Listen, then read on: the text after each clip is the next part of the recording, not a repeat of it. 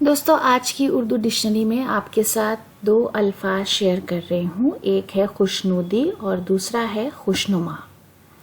تو سب سے پہلے ہم دیکھ لیتے ہیں کہ خوشنودی کا مطلب کیا ہوتا ہے. خوشنودی آیا ہے فارسی زبان سے اردو میں اور اس کا مطلب ہوتا ہے پرسنتا، خوشی، آنند، رضامندی، سکھ اور ہرش.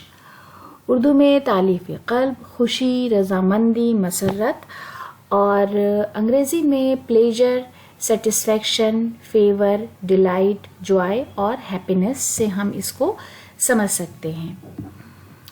اس کے بعد عروج قادری کا ایک اچھا شعر ہے جس میں انہوں نے لفظ خوشنودی کو اچھی طرح بھرتا ہے.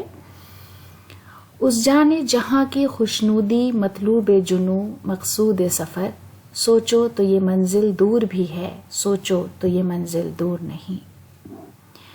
اس کے بعد اگلا لفظ ہے خوشنما. خوشنما بھی فارسی سے ہی اردو میں آیا ہے اور اس کا مطلب ہوتا ہے نیتر پریے، یعنی جو آنکھوں کو اچھا لگے، اور یہ صفت یعنی ایڈجیکٹو کے طور پر اردو میں استعمال ہوتا ہے. پریے درشن، سندر، منوہر، منورم، آکرشک، منگل پرد، منگلکاری، اپیکت یا انوروپ.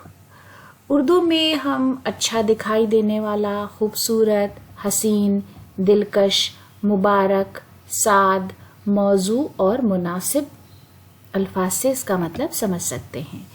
انگریزی میں pleasant to sight, beautiful, pretty things, splendid, lovely اور چارمنگ سائٹ. اس کے علاوہ شکیب جلالی کا ایک اچھا شعر ہے جس میں خوشنما کو اچھی طرح استعمال کیا گیا ہے. ملبوس خوشنما ہے مگر جسم کھوکھلے، چھلکے سجے ہوں جیسے پھلوں کی دکان پر.